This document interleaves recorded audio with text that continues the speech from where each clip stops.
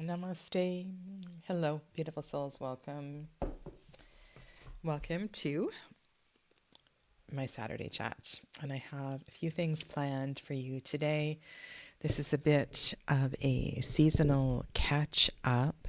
I haven't done any readings for Libra season or the new moon. And today I want to share with you this beautiful card here from the Weaver's Oracle. And I want to read from the guidebook for the Weavers, just getting into the mood of this season. I absolutely love this card. For those of you that aren't aware, Carolyn Hillier's Weaver's Oracle has a card for each of the Sabbats. And they are, sorry, the book was right here. Now, of course, it has disappeared. Here it is. There is a card for each of the Sabbats, and the writings are just so inspirational. And so I want to read to you from this storm card, and perhaps I will put it on the big screen so you can see her lovely artwork.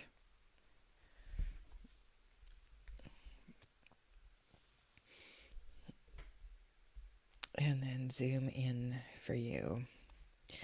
This is Weathered Woman of the Dark Drum. And just imagine the beating of the drum.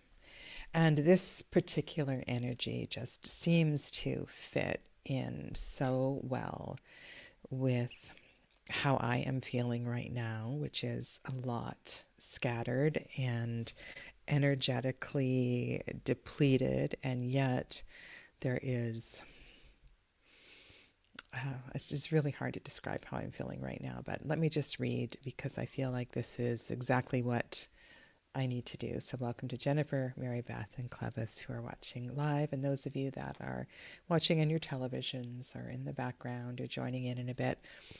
Please know that I really appreciate you being here. There was a drum that had the power to change the world.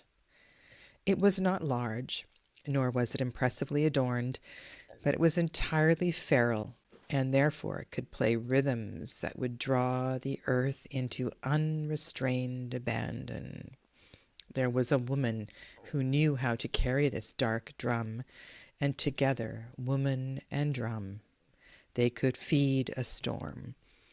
She preferred to live inside the concentrated core of fury that drove the weather on towards the winter. Gentler seasons drove her to distraction, and she prowled the land restlessly until the edge of autumn finally arrived. She sought relief in the brown upon brown hues of bark, bare earth, and decaying vegetation. She would crush soil beneath her knees and stir it to a muddy paste, so she might paint her legs with obscure symbols, which she concealed under thick skirts. Then around her ankles she would lace heavy goat toe rattles that made a frantic clatter when she stamped. She would grab the drum and step out into the turmoil. She pounded her feet and beat the dark drum vigorously until there was madness tangled into her hair and a reckless wind caught beneath her arms. Her drenched skirts whipped out to pull the land into the rising storm. Raw power vibrated inside the cymbals of her legs, and her relentless feet drove it into the ground. Her dance growled along the border between liberating chaos and fearsome wilderness of the soul. She whirled in a frenzy of scorpionic anger, so that whenever she went, there was a dramatic reckoning in the land. In such weather, injustice or cruelty or ignorance might be fought and beaten down. The anarchy of her dance was fueled by a stubborn wile of nature that flowed backwards with the autumn ebb, yet remained that flowed backwards with the autumn ebb, yet remained resistant to resolving into winter. The drum thrilled to the rhythms of that rebellious land. Rain stung, mist spun, skies rolled, clouds thundered, earth heaved, lightning bolted, and that world was truly swept into the storm. From the summit of the hill where she and the drum arrived at last, with their unruly dance, the slopes poured down in all directions, washed by the brown upon brown hues of wet bracken and soaked earth. The river crashed below, and curtains of heavy rain flapped around the horizon. The air was fierce and loud. She was spinning on a narrow spur of rock that jutted out into the storming skies. The wind sang, the drum sang, and she leaned into their compelling voices. A howling rush of air held up her body so that she was balanced on the rock by just her toes. She reached out to the storm beast as it rode near and roared into her drum. On that day, there was nothing that could stem the fury of her dance. Oh my goodness, I just love these writings. And of course, that's just one part of 3 parts of these. They are just so energetic, the way that she writes in this book. And I love to pull out the cards of the season and sit with them and read the story and read the yarn and reflect on the symbols connected. And I just feel that we need this kind of energy to inspire and to drive us on. And when she was writing about the hair, it's like I totally understand about the hair right now, because as the air begins to fill with more water, my hair begins to look a lot like the one in the picture here. So yeah, so welcome to all of you, and welcome to autumn. Welcome to the season of the Libra cards.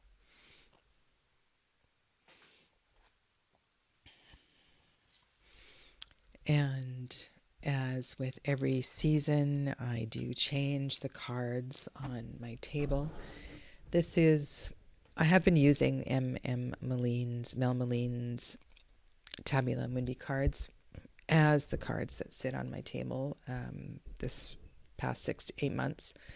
And this one, the adjustment card, I find this so inspiring. I love Libra being ruled by Venus. I love this idea of figure skating and ballet and dance and classical music being an aspect of the beauty of Libra. There's a slightly intellectual component to the appreciation of its fineness or something, and yet there is a strength. There's definitely a strength, and I think about the strength it takes to play an extended classical piece, or the strength it takes to compete in figure skating or dance, or to put on a classical ballet. And I don't know, I feel so inspired by this card and the importance of the little tiny adjustments that we all need to make to continue to refine and adjust. And so I share these cards with you, and I find this Empress too. So Empress being the Venus card, she's on the table as the ruler of Libra, and I love her strength. She's relatively young and yet super powerful in this artwork. And then for today I pulled out the Druidcraft Tarot, and I'm often changing the cards on my table and really thinking about where we are. And I'm not going to do a reading today. I'm not entirely well here. I'm quite fatigued. I'm just going to share a few thoughts here about this shifting energy of the season, and then I will get into eventually the kings. I want to get back to the Mythologia Fennica study, and I'll talk about that in a moment. But this being Libra season, and I just love this Queen of Swords from the Druid Craft Tarot, and she is so determined and strong. And I was reflecting as well too. This first decan is Two of Swords, and there's quite a few different takes on the Two of Swords in various decks, Waite-Smith inspired decks, and even in the Crowley decks in general. But I always want to remember that the two is something we have come to understand the wholeness of the one. Two is separation. Two is relationship. Two is this first reflection. And there's something about the need to come apart in order to understand. And this is the two of mind. It is the two of air. And there may be a heart component here for some of you as well, too, air being the element of the heart space.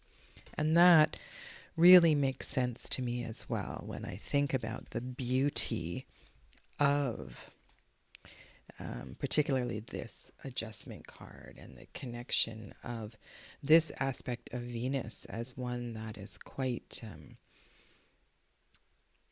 reflected more so in that which we create, and how important those refinements and adjustments are. And perhaps it is the reflection in the Two of Swords that helps us to create those adjustments. Yeah. So it is not 25 degrees in BC. You can tell by what I'm wearing here. It's a little chilly today. I don't even know what the temperature is. But it's certainly not 25 degrees. We've had some amazing weather, and 25 in Guelph, 23 in Toronto. But it's certainly not that here today. It feels like a bit of a cloudy, rainy fall day here. And so I adjust my clothing, among other things. Hi, Kendra. Welcome to each and every one of you. So yeah, I do. I love to do this and change the cards on my table to reflect where we are at this time. Now, the moon, like I said, I didn't do readings for the new moon. The moon has moved into Sagittarius in the first decan of Sagittarius. And when I reflect on how I'm feeling today and what I was saying about adjustment and the Justice card, I think it's really fitting that now I am going to attempt to say faire. Do you know, I think this is one of the hardest words. If you've been following me, I've been making a concerted effort to respect the Welsh pronunciation. But this is going to take some time. So this is the Druid alchemical weaver, if you will, who really understands the importance of how we can kind of be the master of our own wellness, really. And this is just one of my favorite cards in this deck. It reminds me, and I've used this word for years, responsibility. I feel there is definitely a responsibility in the Temperance card. And perhaps in this first decan, when we also reflect on the 8 and I don't know where it's gone. It's right here. The Eight of Wands. That there's a focus and a determination, and perhaps even a mindfulness to the destination of where that single wand is being shot, or all of them if you're looking at a Waite-Smith kind of deck.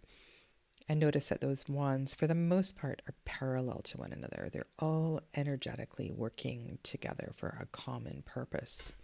And it's funny, when I look at this constellation card, it really makes me think more of frenetic energies. So there's a lot of energy here that's asking us to respond to adjustment, wellness, and all of these things. So I ask you, what little thing could you do today to acknowledge this kind of beautiful timing of the Sagittarius cards and the Libra cards? I think they're a beautiful, beautiful pairing of cards. And in LA, yes, you have the Santa Anas. Okay, moderate temperature there. Eight of Wands is so different in this deck. There's agency. We see the hurler as opposed to other decks where the wands are just flying out of the sky. And I remind myself of the Knight. So the Knight of Wands being the sort of the first knight out of the gate, Wands, Cups, Swords, Pentacles, and they kind of lead the way on this quest for purpose and finding answers to what we're all doing here. And I love the combination in this deck of these two figures. Hello, Perry. Namaste to you. Welcome. All right. So those are my sort of initial reflections on where we are, and always changing the cards on my table so I can deepen that reflection and awareness. There's also music that goes with this deck, and it has beautiful, beautiful drumming, and I love to play it when I'm reading these cards, reading the book that accompanies these cards. Okay, so let's put Weathered Woman of the Dark Drum right there. So what else is happening before I get into the Mythologia Fennica? I'm taking a course. I am taking a course that is inspiring me. I've talked for years about creating my own deck, creating my own tarot deck, and haven't really put much energy into thinking about creating oracle decks or an oracle deck. And this is a group of women that are gathering on Sundays. Let me see if I can bring my face into focus. Gathering on Sundays to talk about the creation of a deck. And it's really been an interesting journey, and I have sort of gone all over the place, and I know exactly sort of what I want this tarot deck to do, and have been really inspired. I've had some wonderful ideas, not focusing, so let's just do that, about what it is I want to create, and maybe even with accompanying oracles. Still, the artwork is my greatest stumbling block, and I have pulled out my watercolors and been spending some time with that and watching lots of videos on watercolor art. Very, very moved by all of the watercolor decks in my library, so that might be the way that I do end up going. So part of my rather low energy right now has to do with my job outside of home. And many of you know that I work in the education system with special needs children.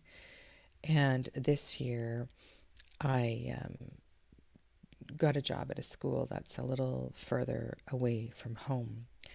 And the very early morning rise and the long commute is really taking its toll. It means that when I get home, I don't have the energy to sit down here. And I am in the process, I hope, of moving closer to home so I can put more energy into this, because I certainly love this aspect of my day and sharing insights and decks and reflections with you. So hopefully that will come to pass, and I'll be able to continue on with this long list of content I want to create for you here. Yeah. As well as finding a dedicated day to sit down and figure out what I'm going to do with these. And I'm going to use the word decks in plural. And yeah, so there we are. Okay. Mythologia Fennica, Margaret Peterson, Greenwood Tarot.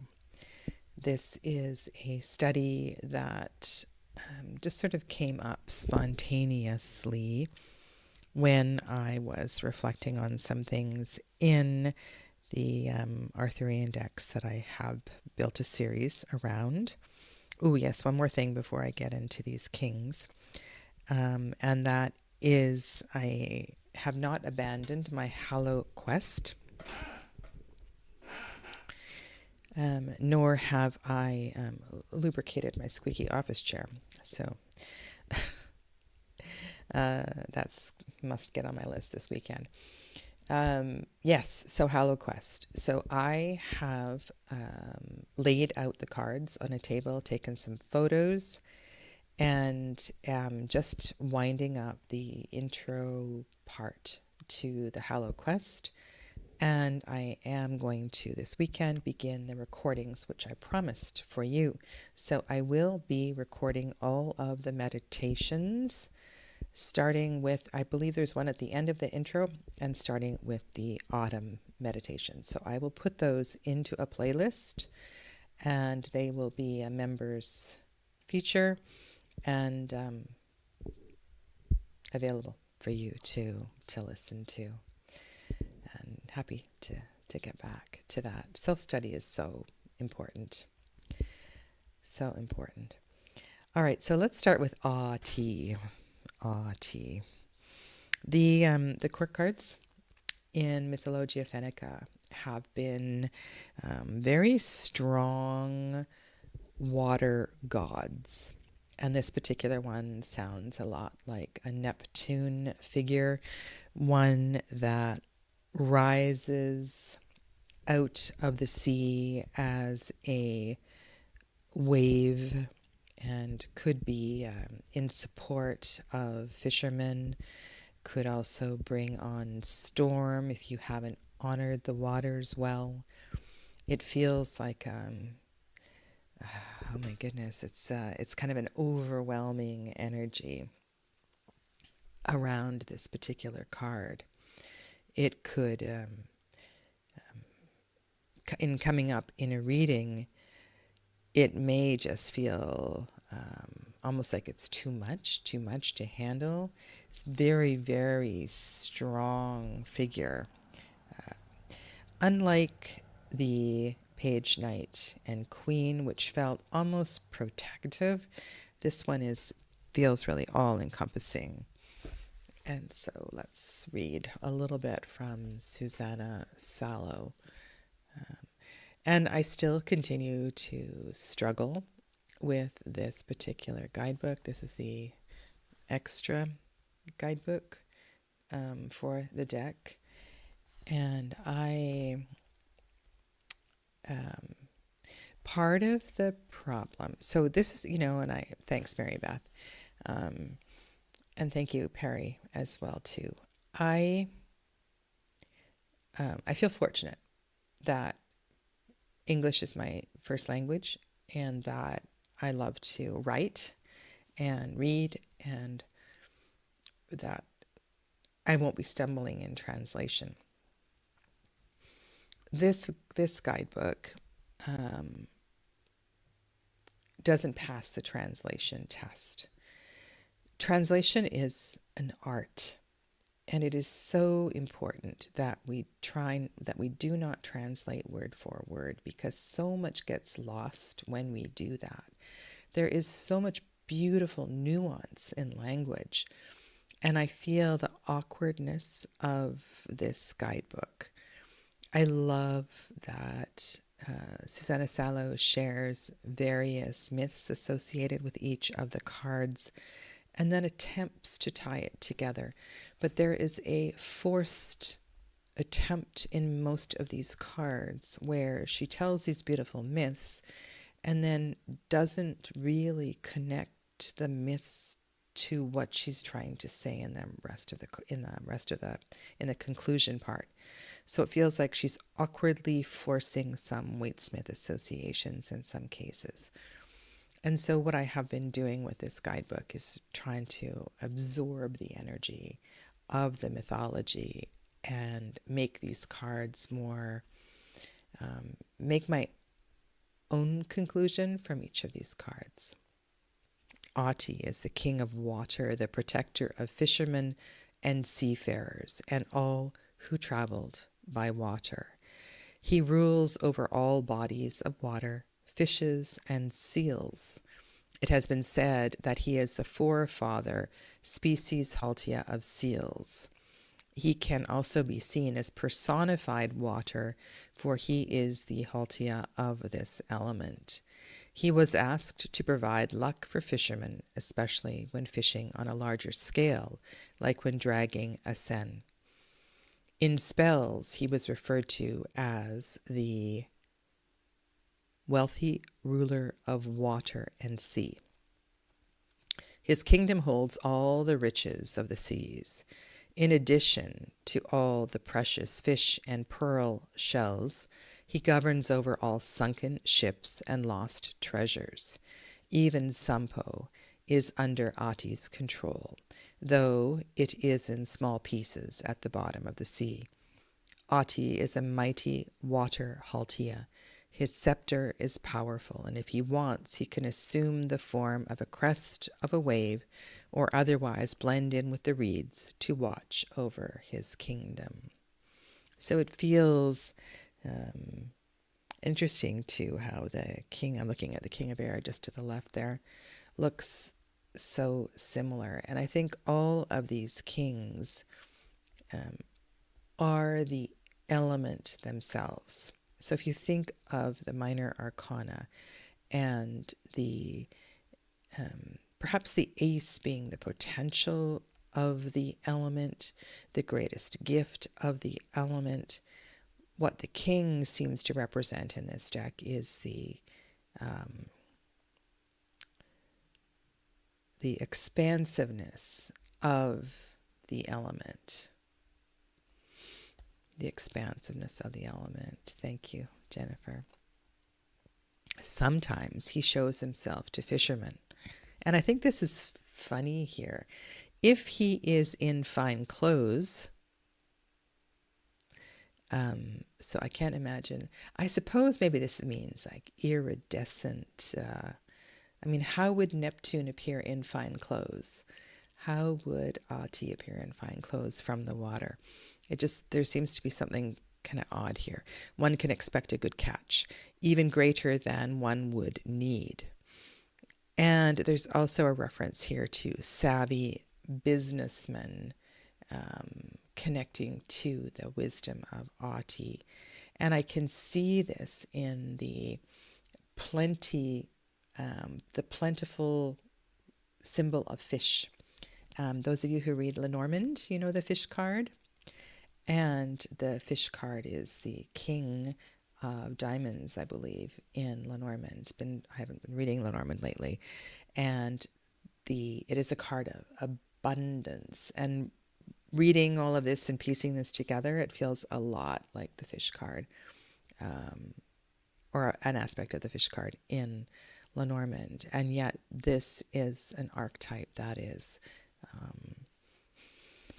indeed, right, the richness of the element, whereas the queen is more of a protectrice.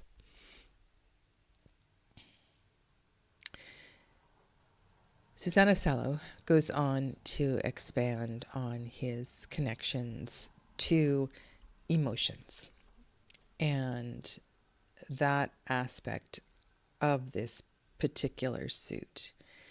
And this is where this kind of falls apart for me, but there's a couple of good sentences here.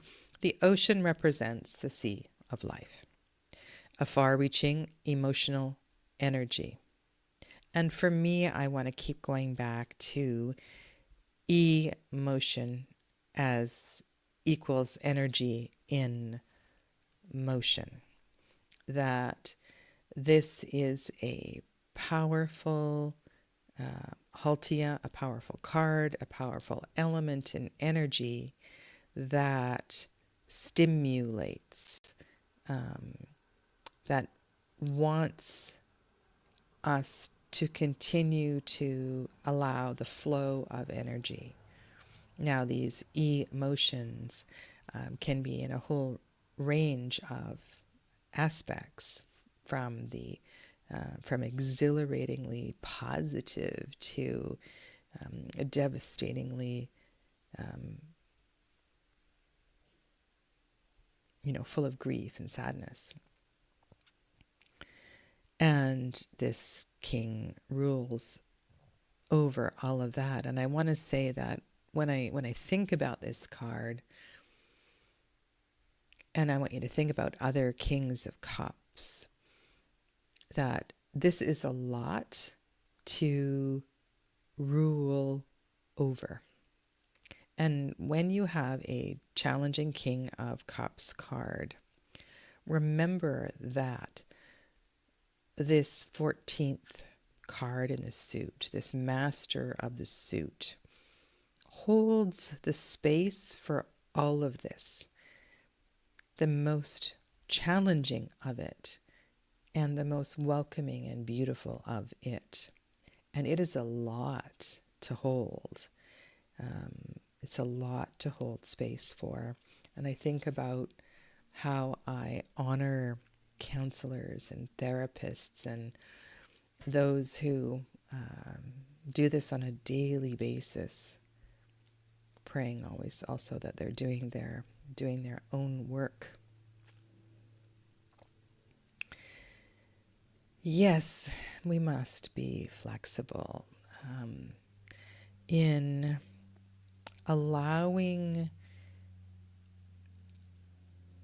how we express and how we allow each of these cards to fill a certain need in a reading.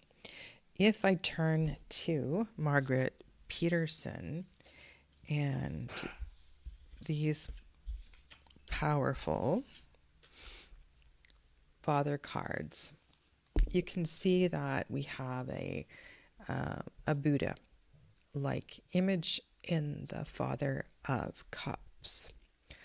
And there's a couple lines here that remind me just how large this energy is. Margaret Peterson writes, "I adjust to every movement of water without losing myself." So what I'm reading into this is that the King of Cups has the capacity, great word for this suit, capacity to adjust, to allow space for all emotions.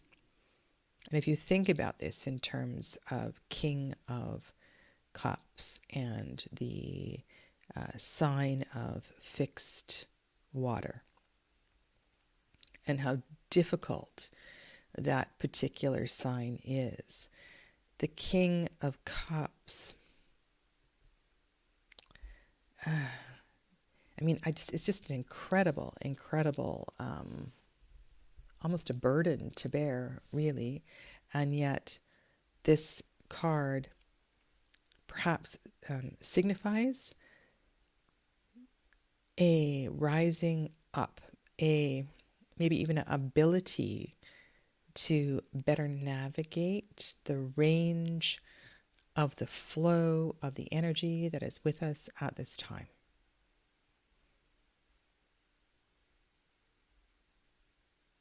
And it's funny when I think of the term fixed water. I mean, water doesn't want to be fixed. Water wants to move and it wants to flow. And I think sometimes this king struggles with that because kings want to be, it's hard when things are constantly moving. It's hard to keep things in control, right? It's hard to keep the rein on things when things are always wanting to flow. Hello, Soul Visions, welcome. So this, it's a really challenging court to work with. And then Margaret Peterson goes on and talks about the silence of this. I understand that the many songs and languages, I understand the many songs and languages of water through my silence.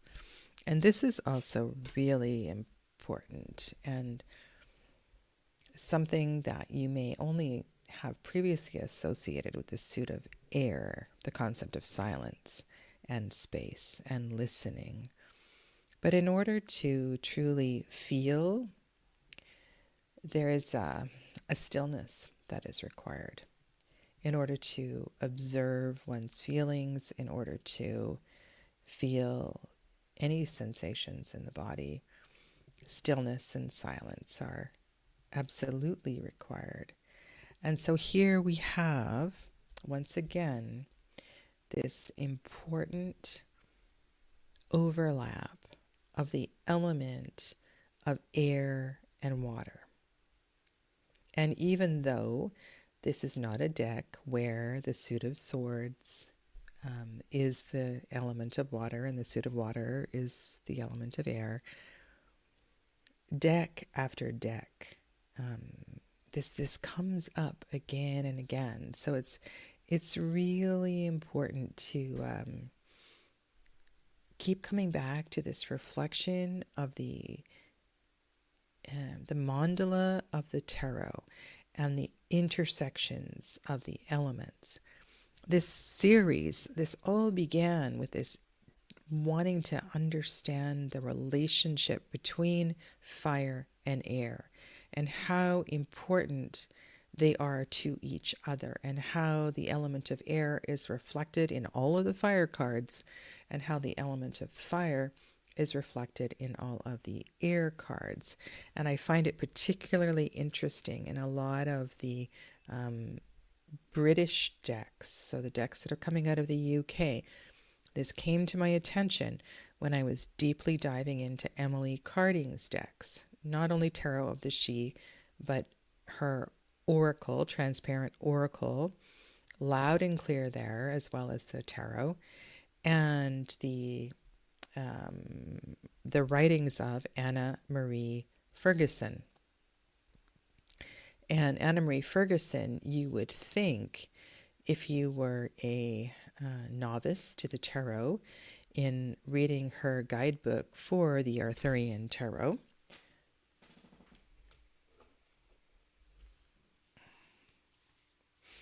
this one that started my Arthurian series, this deck here, that she was writing about the element of air in the suit of swords, and I hear this when I'm reading many deck creators. It's like, wow, they're really not focusing. Say it's wands they're talking about. They're really not focusing on the creativity and the power and the dharma and the strength of the fire. There's something about the element of air that's coming through in this writing. And I'm so fascinated by this. And I appreciate what Clavis writes here. And I completely agree.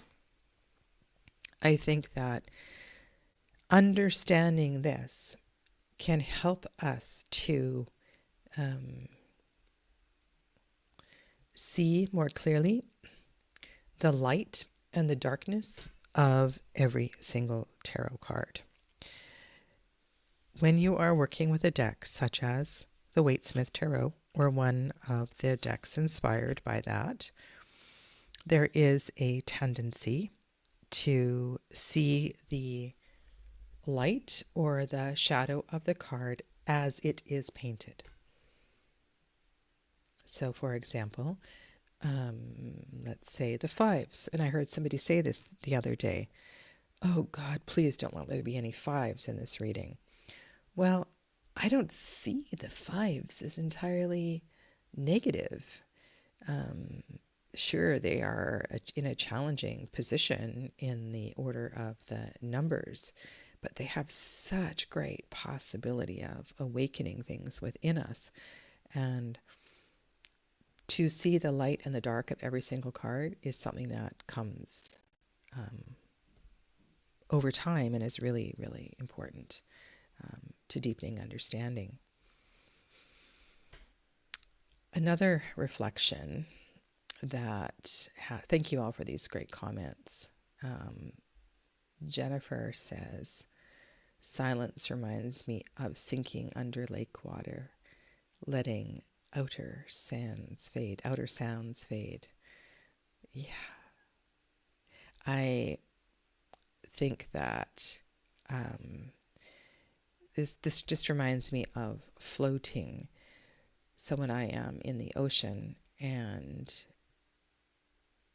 after my swim, always float.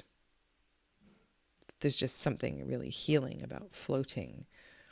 And when you float, of course, your ears are underwater, and what you experience and what you feel is so different from when you are in a prone position, torso down in the water. Yeah.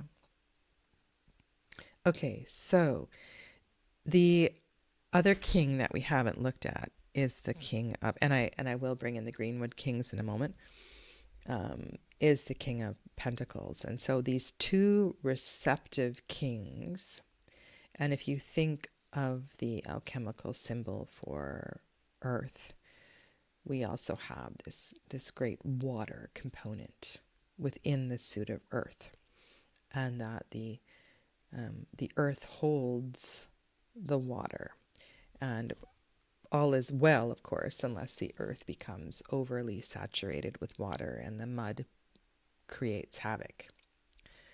We do need mud for some things to grow, but for the most part, we don't want too much water, right, in the earth. However, the earth and all that grows from it, and here's exactly what Clevis is talking about, is that all of the elements exist, especially within the suit of Pentacles. From the earth, the plants grow. The water nourishes the earth. And the whole process of photosynthesis and I think about pollination and all kinds of things. The plants don't grow without the pollinators moving through the air to pollinate the plants. And it's so interconnected. So this King of Pentacles. Now this is one that's a little, what's the word? This is where I must allow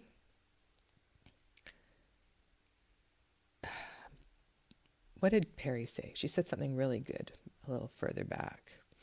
What did you say, Perry?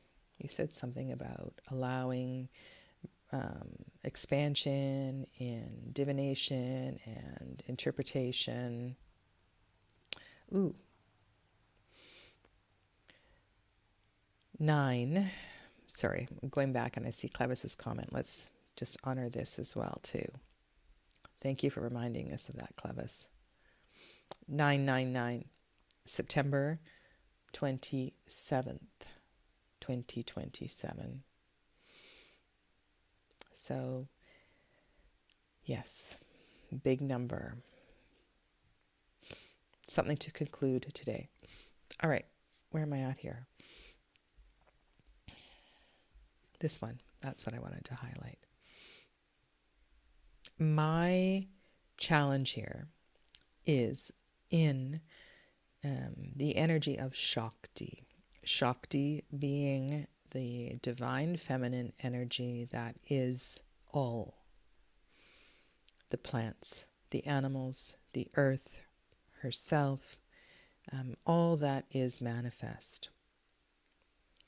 And Tapio is the Haltia of earth, of the element of earth, of all that is upon the earth.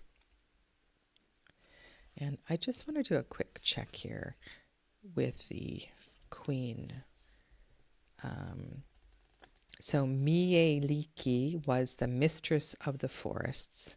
She governed over vast granaries of tapiola, the animals of the forest, and the hunting luck. She governed over. Tapio was the leader of the forest Haltias, lord of the woodlands, and all that lived there. And again, so these energies are kind of similar. We need to, allow these earth masters to work together to help us with our relationship with the plants and the animals. So getting back to the king. Originally, Tapio was the personification of the forest's spirit. He was said to sometimes appear as a mossy, bearded man who was as tall as the tallest spruces.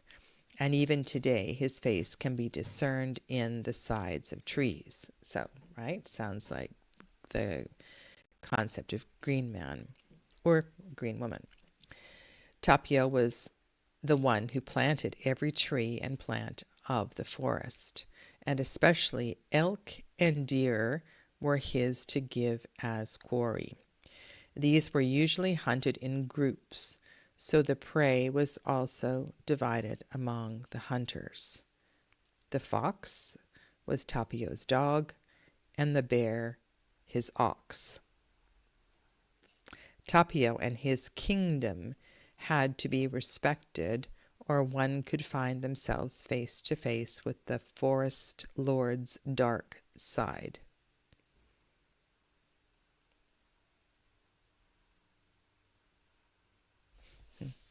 So what I was sharing with you in my confusion is that, and this comes from my study of years of yoga, is that the divine masculine energy is all that is unmanifest, where the divine feminine energy is all that is manifest. And when I am trying to weave all of these teachings that I have studied over the years together, sometimes I just need to allow space for decks to be what they are, and allow the deck to just work its own magic, work in its own way. And when I look at all of the kings in the Mythologia Fennica Tarot, what I see more than anything is that the kings are the element themselves and the greatness of the element. And there's a fierceness and a booming sort of power to these cards. And any one of these cards could easily overwhelm with its strength and energy. They are most definitely energy rather than anthropomorphic beings. And you can see in the artwork, especially the fire, water, and earth, how unclearly defined the look of these particular kings are.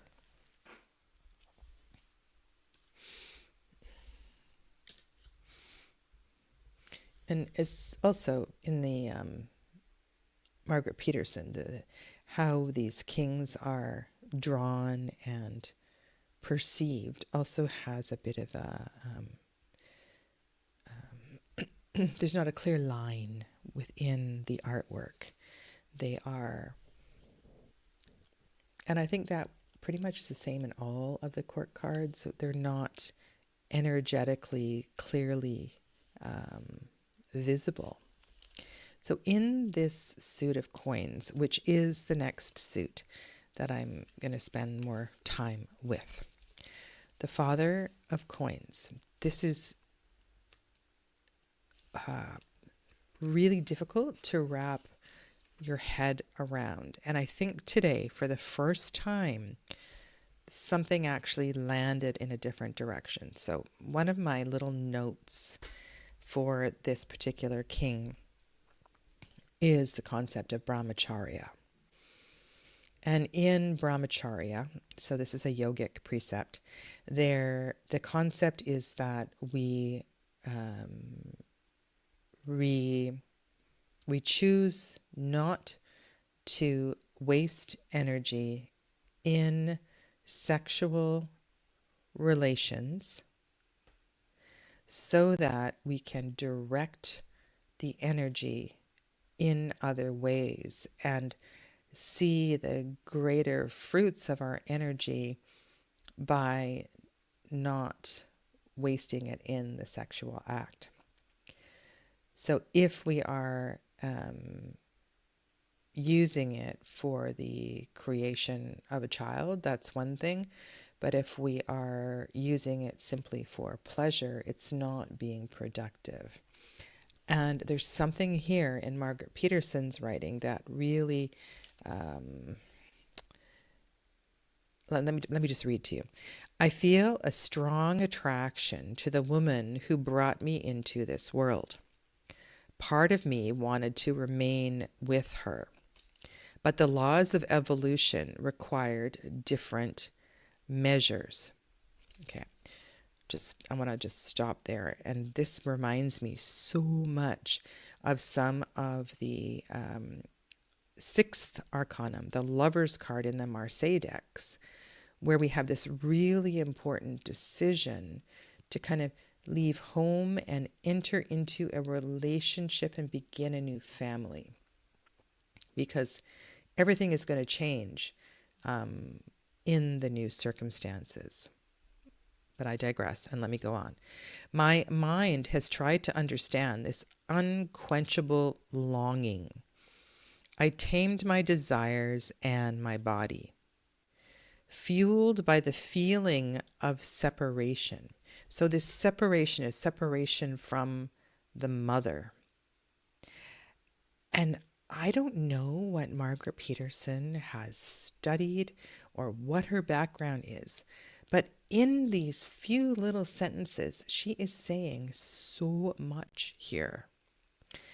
I restrained what are called animalistic drives and instincts out of this feeling of sorrow, right? Being separated from the mother and being deeply wounded. I create buildings. I build cathedrals that scrape the skies. I cultivate the land. I build gardens and terraces, harvest crops, and to secure our food supply. I discover unknown continents and dig up the earth for treasure. I hoard and distribute. And when greed overcomes me, I kill.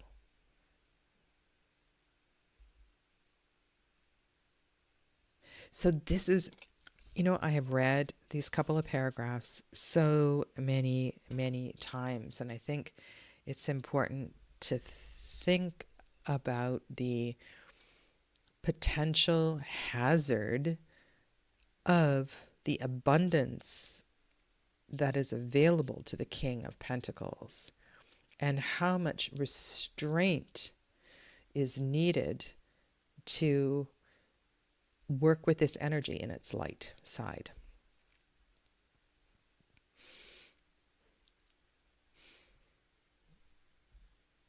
Let's go to soul visions. In tarot, each element can indeed contain or influence others, reflecting the intricate balance and interconnectedness of life.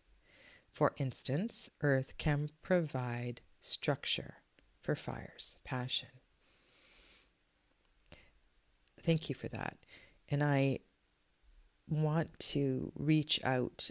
I doubt any beginner tarot readers are going to make it this far in this discussion because it's We want it easier. We want these elements. We want all of this to fit into neat little boxes. The Three of Swords means this. The Five of Wands means this. We want it easy. But we learn after years of study that the interconnection among the numbers and the elements and all of these cards, and that in reading it, in a tarot reading, we never read one card in isolation.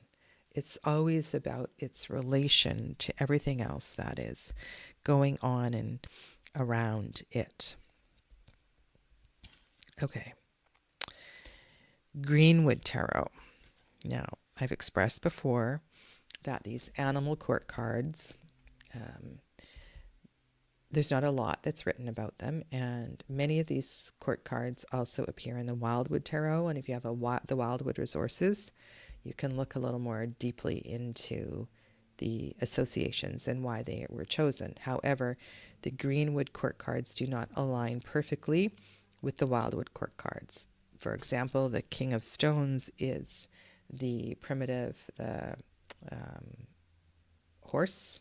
Primitive isn't the right word, but I'll get the word for you. And this is the Knight of Stones in the Wildwood Tarot. The reindeer does not appear in the Wildwood Tarot. And this is really cool. This almost reminds me a little bit of, well, it is King of Cups. I was thinking this was King of Earth. This is King of Stones. This is King of Cups. Okay, so one of the stories is that the hallucinogenic mushrooms that are consumed by this reindeer, they are able to somehow process the toxins, and I don't remember the story. Anyway, the reindeer actually consume the mushrooms. And there is I don't know if it's a myth or a story, that the shamans consume the urine of the reindeer because the reindeer have somehow processed the toxins, and the shamans are able to receive and use the positive effects of these mushrooms without dying, without killing themselves. And this is kind of way out there. We're Lucy in the Sky of Diamonds sort of in this card, but the King of Cups somehow is able to use this medicine, let's call it medicine, to expand awareness and understanding. And you will see you have King of Cups who are that have a glass like a cocktail in hand. There are other King of Cups that have sort of drug symbols in, or at least lines of various states of being in the background of the card. And if you think of one aspect of the Suit of Cups, and that has to do with using pharmacology to enhance awareness and understanding. I believe with my whole being that we can get there with breath. We do not need ayahuasca or other plant medicine to get there.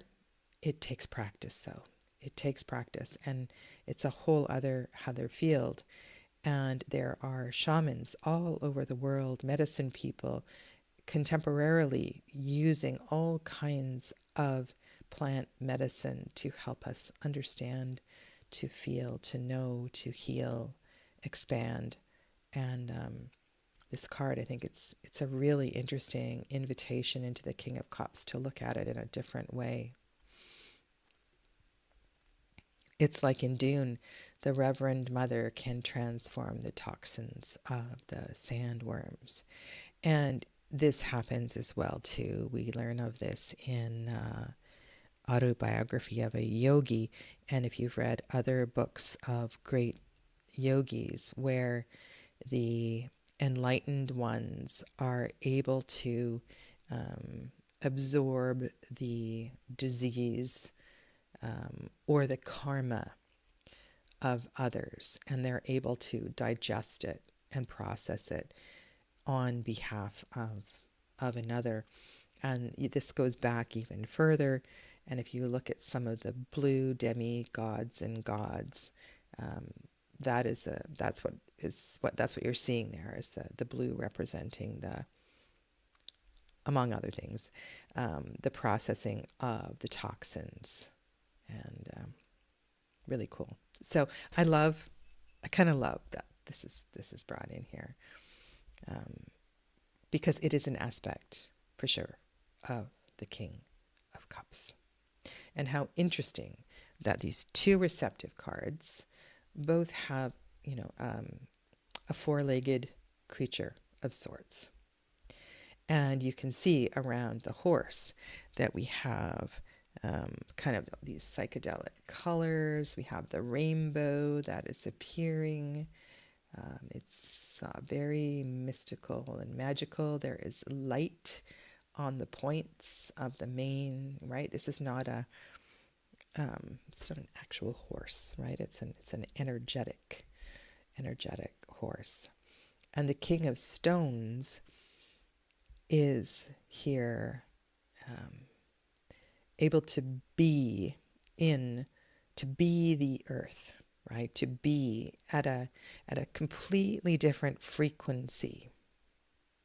So there's something quite elevated about this, and it reminds me of Sri Yukteswar. Sri Yukteswar was the guru of Swami Yogananda, and Sri Yukteswar was observed to do all kinds of things, and so have other enlightened beings in different cultures and places. But I want to take these cards beyond. So I think one of the temptations when you have animal court cards is to go to a book such as Stephen Farmer's book, where you look up the animal and you see what the animal means and what the energy of the animal is. I think we can take these cards in a different direction, to a different level. It's not just about the actual animal. It's the spirit of the energy of a deeper and an older archetype. And Clevis says, the King of Cups as a sin eater. Ooh, yes. And then the King of Stones accepts and is completely aware of all of that. And let's not forget that, yes, each card has a range, most definitely. We're going to get different ranges, different aspects in the different decks that we work with. And never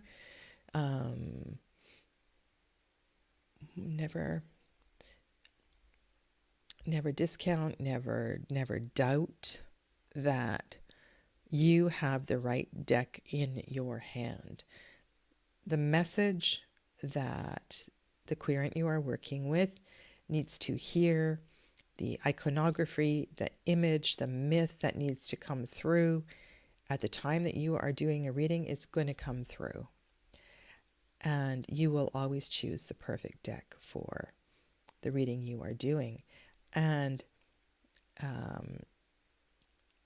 in case that you are doing a reading and you have this moment where you go, oh, I know the perfect card for this situation.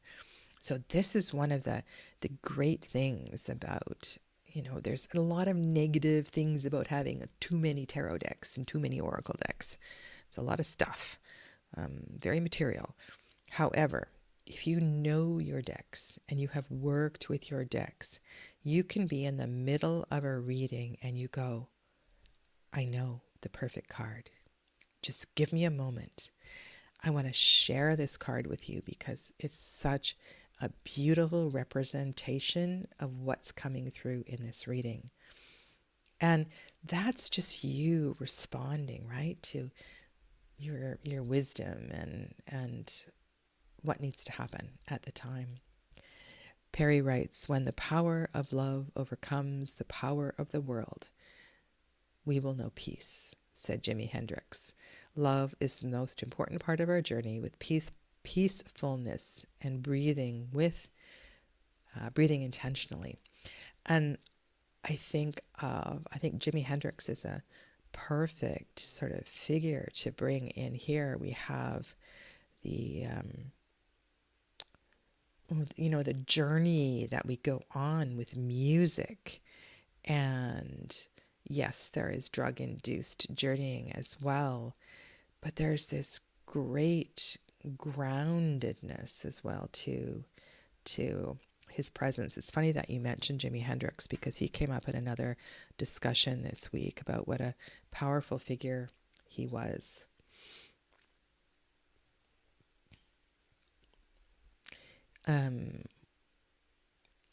I want to read the second part of what she wrote here. By acknowledging and releasing these burdens, you can indeed work toward a clearer, more positive state.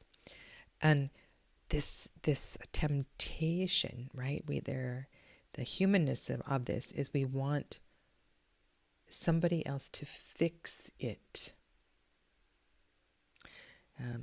Most of us won't have the opportunity to have an enlightened being take it on. And the truth is that most of the time the enlightened being won't take it on for you. Maybe if you're about to die and you've got more work to do, but the enlightened being will help to guide you through it. There is a braveness that is needed in processing all of these challenges and toxins and diseases. And I think we talked about this in class. One of the classes I was teaching not too long ago, or maybe it was with a reading with one of you. And I've shared this before, this verb allow.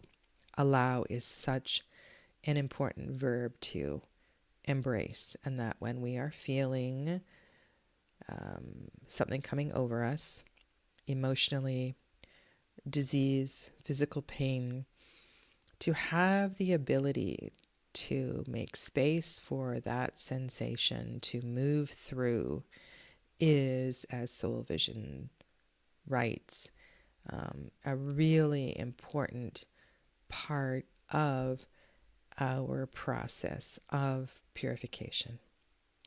And I think the King of Cups and the King of Pentacles, in their higher frequency, have something to say about this for sure. Yeah. So I also I want to comment on my nail polish color. It's orange. And tomorrow is orange shirt. Monday is orange shirt day at school. And Tuesday is national statutory holiday for truth and reconciliation. This has become such an important part of of the education of school children.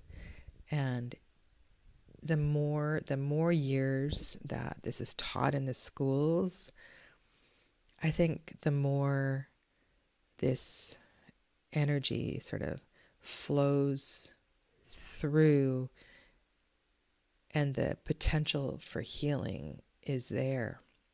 And I decided to paint my fingernails orange as a way of connecting. Because this whole last week we've been talking about truth and reconciliation at different levels. I mean, I'm working with 5-year-old children, and the oldest child I'm working with right now is 8 years old. And even at this age, this awareness and these concepts are being shared. And so I was questioning, okay, so why the orange fingernail polish? And I started to think about my hands and how my hands are the karmandriya, the vessel for my heart. And I really I like that. It just, because I hold these children every day in some capacity. And I just wanted to say something about that. So there we are. That is,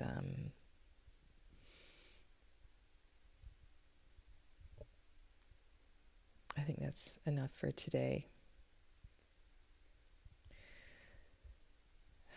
Empathy, right? And I think even Perry beyond that is the idea of, let's not ever have power over another. I think when we want to have power over another, we are not allowing space for a word, a culture, a song, a heart to shine. Yeah. So thanks for being here today. And I am hoping to re-energize and be here more frequently. So take good care, and blessings to you all. Namaste.